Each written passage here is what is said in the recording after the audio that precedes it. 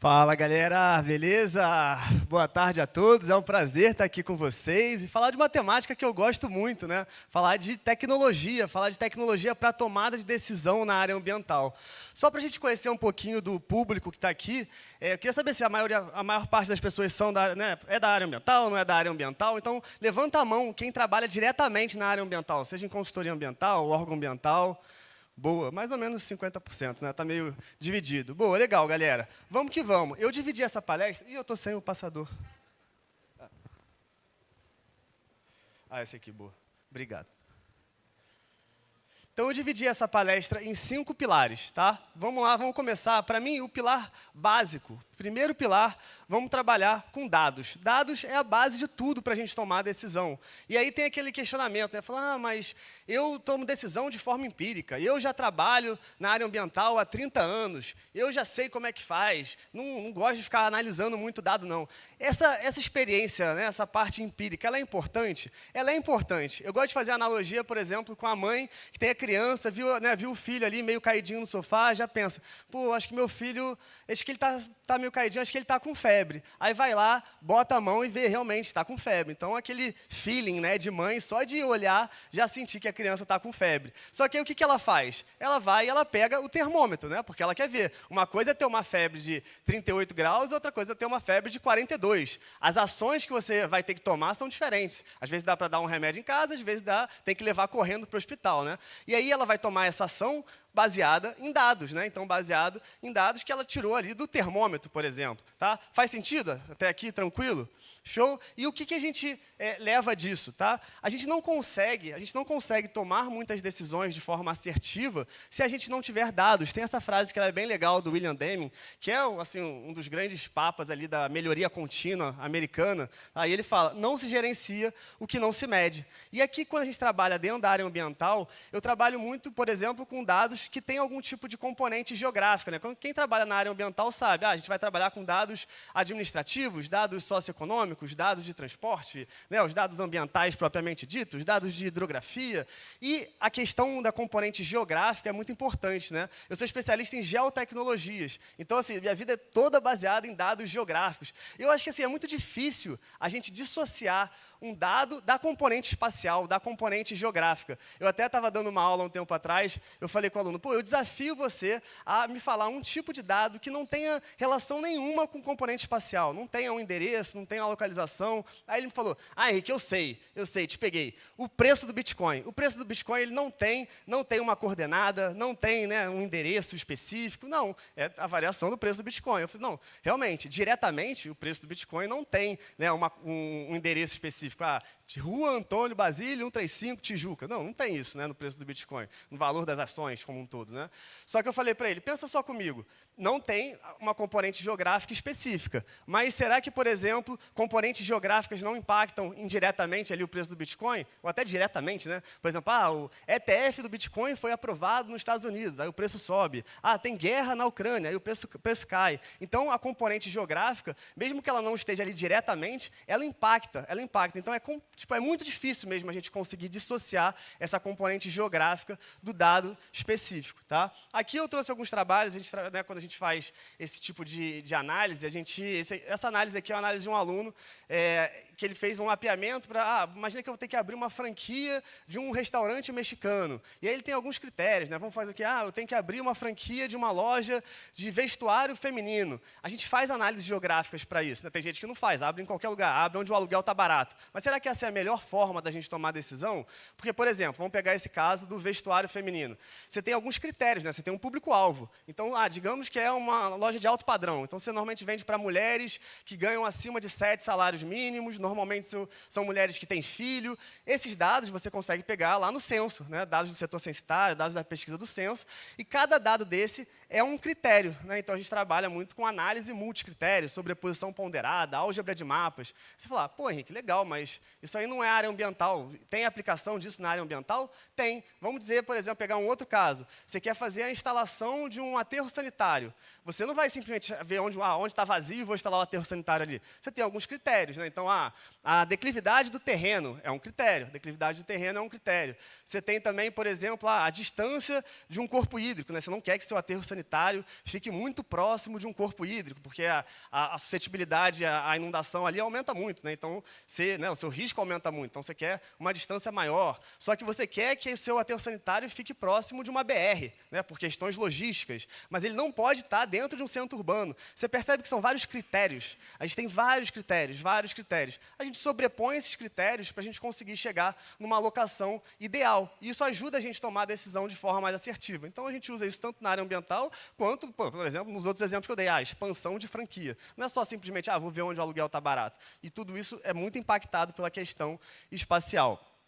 Show. Vamos passar agora para o segundo pilar, né? Como são 20 minutos, não dá para entrar muito em cada um dos pilares, mas a gente tem que pensar um pouquinho fora da caixa também. Tá? Não adianta ser aquele profissional convencional. A gente sempre fala, tem que ter um diferencial, você tem que pensar diferente. Eu aproveitei que esse painel tem a ver também com empreendedorismo, inovação, e eu vou trabalhar com uma área que eu gosto muito de sensoriamento remoto, e eu vou fazer um paralelo com vocês com essa questão de empreendedorismo. Né? Como é que a gente consegue pensar fora da caixa? E se você já trabalha numa empresa formal, você fala, papo de empreendedorismo não é muito para mim. Cara, você pode empreender localmente, né? Você pode empreender dentro da sua empresa, pensar em novos produtos, novos serviços, dentro da empresa que você está trabalhando, certo? Então, vamos que vamos. Como é que a gente enxerga além do convencional? Eu quero fazer uma brincadeirinha com vocês aqui. Essa imagem, a qualidade não fica tão boa aqui por causa da luz, mas isso aqui dá para perceber, né, que é um estádio, certo? Um estádio. Aqui a gente tem uma área urbana com bastante vegetação aqui na lateral. Se eu fizer uma pergunta para vocês, a grama desse estádio, é a grama natural ou grama sintética?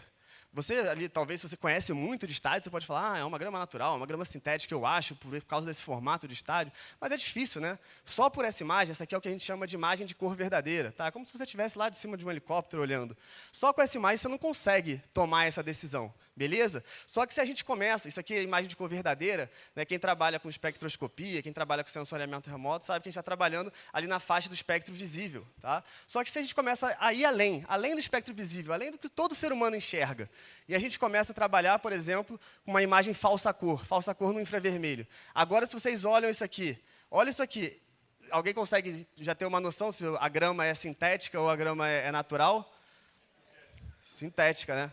Boa. Por quê? Porque quando a gente trabalha com vegetação, a gente tem na vegetação, falando bem rápido aqui de espectroscopia, né? Mas vegetação, a gente tem uma absorção grande ali no azul, no vermelho, a gente tem uma reflexão um pouco maior, né? Reflectância um pouco maior no verde, tá? E aí ali no verde, por isso que a gente vê uma vegetação saudável mais esverdeada. Só que a gente tem uma reflectância muito grande no infravermelho próximo. E aqui eu estou trabalhando na banda do infravermelho próximo, tá? Então, você vê que não ficou destacada ali a vegetação e aqui na parte arborizada da cidade ficou bem destacada, tá? Então, é só um pouquinho, uma brincadeira mesmo para vocês conseguirem identificar o potencial de conseguir enxergar além para a tomada de decisão. Tá? Henrique, mais legal, mas traz um exemplo mais real, mais cotidiano do que a gente está vivendo. Cara, queimadas, né? Queimadas. Olha só, essa imagem é uma imagem do Pantanal, tá? Se eu te falar assim, a gente imagina que a gente está tomando uma decisão, né? A gente vai ter que, a galera que vai para campo, e aí você tem que falar, onde é que está a cicatriz de queimada? Onde é que está a linha do fogo? Cara, com essa imagem dá para ver muita coisa, dá para ver um monte de fumaça, dá para identificar um pouquinho que tem uns corpos hídricos ali no meio, mas a gente não consegue tomar muita decisão só a partir dessa imagem. O que a gente faz? A gente trabalha também no NIR, no SWOR, né? Outras faixas que vão além do olhar humano. E olha só o que a gente tem. É a mesma imagem, né? É a mesma imagem, só que agora a gente está trabalhando em outra faixa do espectro. Então, é o poder de você enxergar além. E guarda essa frase, a consciência nasce do contraste. Quando a gente trabalha com sensoriamento remoto, a consciência nasce do contraste. E tudo na vida, você pode ter, quanto mais contraste você tiver, facilita a sua tomada de decisão. Essa é uma frase do professor Gustavo Batista que eu gosto muito, né? A consciência nasce do contraste. Então, aqui a gente tem a comparação. É exatamente a mesma imagem, só que uma em cor verdadeira e outra em falsa cor. Pô, Henrique, muito bom, né? Muito bom, mas isso aqui ajuda alguém? Eu gravei um vídeo mostrando isso, foi em 2019, é um videozinho de 10 minutos, assim, mostrando como é que você faz esse passo a passo. Aí teve um policial ambiental que ele comentou o meu vídeo falando assim, Sou comandante da Polícia Ambiental, responsável por alguns municípios do Nordeste Gaúcho. E aí ele falou, se sua intenção era promover a observação e conservação da Amazônia, você deve ter conseguido. Mas, além disso, acabou atingindo e melhorando o policiamento ambiental em uma das áreas mais sensíveis da Mata Atlântica, que é o Nordeste do Rio Grande do Sul. Então, tem muita gente que trabalha com isso, e depois eu fui conversar com ele. Ele falou, não, Henrique, eu vejo as imagens antes, eu estava vendo as imagens ali no Google Earth. Aí o Google Earth é uma composição de várias imagens, você não sabe direito a data, você não sabe direito quando vai ter a próxima imagem, e ele ficava muito refém disso. E aí, quando ele chegava para fazer a autuação, já não tinha mais nada. Tá? Então, tem pessoas que trabalham nessa área e não têm esse tipo de conhecimento. Por isso que é legal ter a oportunidade de estar divulgando isso, né? Estar divulgando esse tipo de conhecimento, tanto em palestras, né, quanto no próprio YouTube, que a gente tem uma capilaridade muito grande. Então, é o conhecimento. Né? O conhecimento ajuda muito o nosso trabalho técnico. Tá? E é o poder de você, literalmente, estar enxergando além. E você fala, Henrique, legal, mas eu não trabalho com sensoriamento remoto, eu não trabalho na área ambiental. E aí, para que eu vou usar isso? Tá? Eu falei que eu ia fazer um paralelo com vocês com a parte do empreendedorismo. Né? Como é que você pode usar essa sacada de tentar enxergar além? Tentar enxergar além do que a grande maioria está vendo. Eu vou dizer o exemplo que a gente passou aqui dentro da Aumenta Pro, que a gente está vivendo hoje. A gente era só uma empresa educacional, de treinamento. Né? Eu fiquei um tempão prestando serviço para algumas empresas e com a parte educacional. Mas como a parte educacional era 100% nossa, eu falei, vou focar 100% na parte educacional, né? Porque é um negócio que é o nosso negócio. E aí, depois... Aí eu larguei a parte de consultoria e fiquei só dando treinamento. Né? Hoje a gente tem pós-graduação de geoprocessamento, de linguagem de programação, de inteligência artificial. Só que eu vi, a gente está só nessa parte de treinamento, só nessa parte de treinamento. Aí a gente fez uma mentoria que ele falou assim, Henrique, vamos fazer um desafio. Digamos que sua meta de faturamento seja X. Se eu te falar assim, o que você tem que fazer... Agora, sua meta não é mais X, sua meta é 2X. O que você tem que fazer? Aí, cara, você começa a estimular seu raciocínio para pensar fora da caixa. O que eu tenho que fazer de diferente para dobrar o meu faturamento? Então, eu não poderia ficar só pensando em educação. Aí, eu comecei a pensar, como é que eu posso ajudar meu aluno? O que o meu aluno precisa? Então, é pensar, o que seu cliente precisa? O que você pode fornecer de serviços para ir além? O que você pode ter de ecossistema? É tentar sempre enxergar além, porque a gente está habituado a fazer aquela mesma coisa, e na correria do dia a dia, a gente para de pensar no além. Então, por exemplo, que eu pensei, eu posso... eu sempre indico computador. Eu tenho um computador, por exemplo, da Vel, que é de alta performance, de engenharia. Os alunos sempre me perguntavam indicação, eu indicava. É um computador que eu recomendo, que eu gosto. E aí eu falei, por que eu não vou fazer parceria com a Vel? Aí eu fiz. Então, a gente começou a ganhar comissão, tem preços mais vantajosos para os profissionais. Então, a gente saiu só de educação para educação e a parte de material. Então, equipamentos de topografia. Os alunos precisam de equipamentos de topografia. Então, beleza, equipamentos de topografia também. E a gente começou a ir por essa linha. Legal. Então, educação, equipamento. O que mais que o aluno precisa? O aluno se forma, ele quer estar posicionado no mercado de trabalho, certo? Ele quer estar numa grande empresa, ele quer estar fazendo serviço. E se eu já estou capacitando ele e ele está qualificado, por que eu não vou botar essa galera também para fazer serviço? Então, hoje eu vejo os meus treinamentos quase como um processo seletivo também, quase como uma porta de entrada para, no final, a gente estar escolhendo os melhores alunos para estar trabalhando para a gente. Então, a gente abriu esse ano a Ambiental Pro Consulting, que é focada só em consultoria. Então, é sempre estar pensando fora da caixa, né? Não ficar conformado com o que você já faz, beleza? Então, esse é o poder de você estar sempre buscando e sempre tentando enxergar além. Vamos para o terceiro pilar, que é a parte de automação. Cara, o ser humano, ele foi feito para ser humano, não para ficar fazendo tarefa de robô. Eu fico inconformado quando a pessoa fala, o cliente está ligando, aí você não atende porque você está cheio de tarefa operacional. Cara, o mais importante é você atender o cliente. Você, às vezes, está conversando com ele, você está criando sinergia entre outros departamentos da sua empresa. Ter o lado humano mesmo, não ficar fazendo tarefa de robô. E, enquanto isso, você está preenchendo planilha do Excel. Eu, quando era estagiário, eu pegava aquelas planilhas, eu trabalhava com remediação de áreas contaminadas. Aí pegava a folha que vinha de campo, do técnico, e eu ficava jogando aquilo para o Access, que era o nosso banco de dados. E aí ficava fazendo de forma manual, muito chato. Cara, hoje, eu até na palestra de ontem estava falando, a gente tem a questão de OCR, de você extrair texto de imagem, você pode usar agentes também, que vão depois fazer a correção, a formatação desse texto. Hoje, tudo isso você faz de forma automática. Henrique, mas eu não sei programar. Cara, tem várias plataformas no-code, essa aqui é a Párcio. Você joga o seu texto lá, você já bota como é o seu modelo de banco de dados, ele já extrai, mesmo que seja um documento escaneado, ele já extrai, entende, já joga no seu modelo de banco de dados. Isso sobra mais tempo para o ser humano, fazer atividade de humano, não ficar fazendo atividade de robô. Aqui também usar as coisas que já estão desenvolvidas. Por exemplo, uma coisa que eu gosto muito é o do Map Biomas Alerta. Tá? Você define a área, teve alguma mudança na área, ele já coloca para você, já te manda um relatório por e-mail, tudo automatizado. Então, aproveitar também as coisas que já estão desenvolvidas.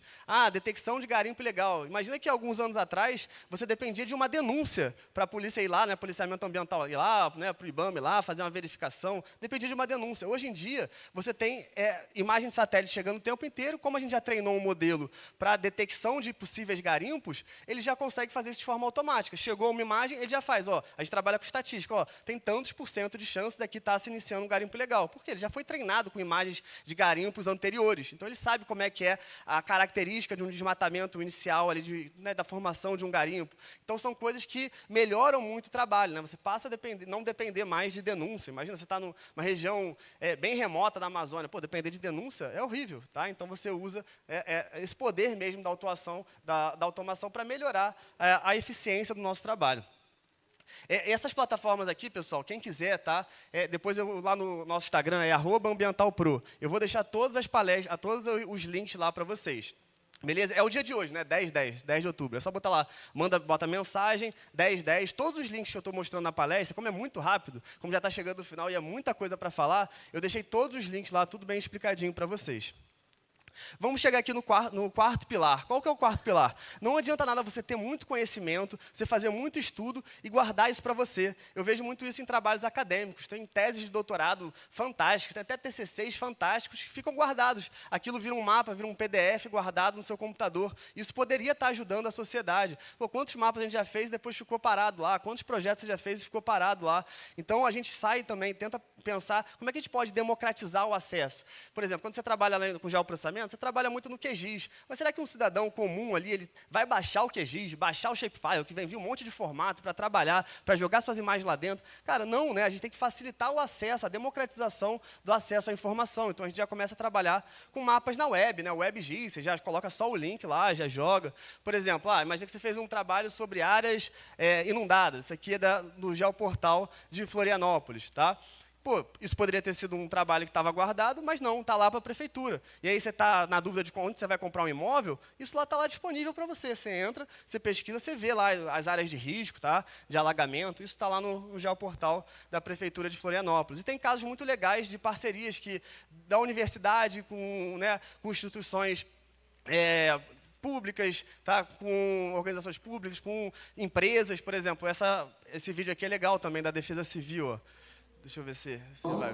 Temos hoje um sistema aqui na Defesa Civil, onde a gente consegue entrar no sistema do Waze e a gente faz o bloqueio das ruas que vão alagar ou que estão alagadas automaticamente via Waze. Presta atenção, ele faz o bloqueio, né, virtual. Então, se você sai de casa, ponha o endereço no Waze e saia com o Waze, porque o Waze ele já vai te colocar numa rota segura, ele vai tirar das áreas de alagamento. Essa é mais uma tecnologia que instalamos aqui para que as pessoas não tenham risco, né, de perder os seus veículos ou ficarem presas em alagamentos nas ruas.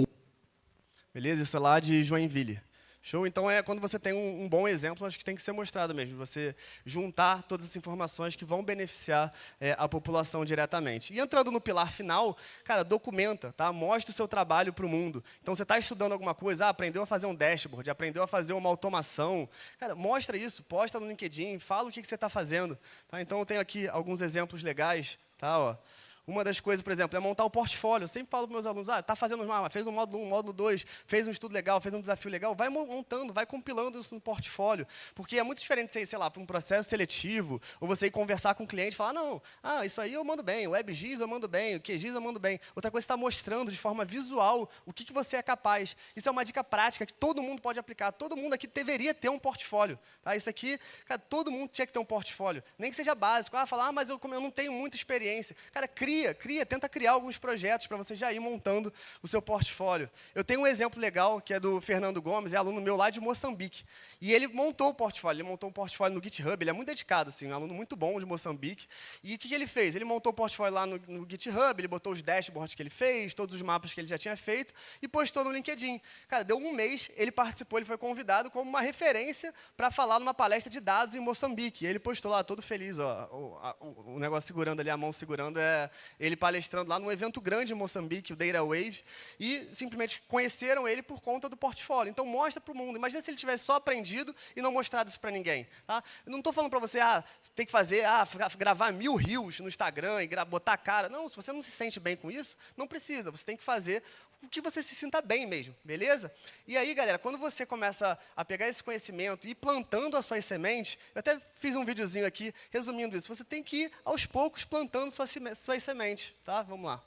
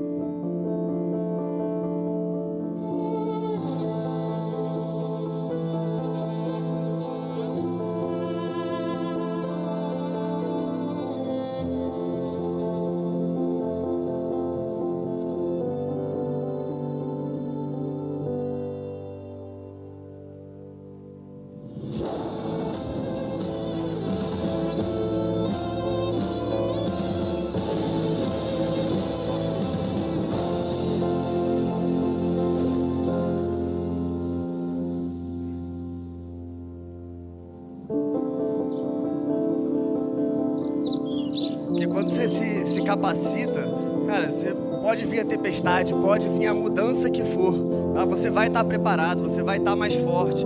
Então não se acomoda não se acomoda, tá? Vai se capacitando, vai ficando preparado. Capacite-se, né? Capacite-se para a tecnologia te potencializar e não te substituir. Muito obrigado.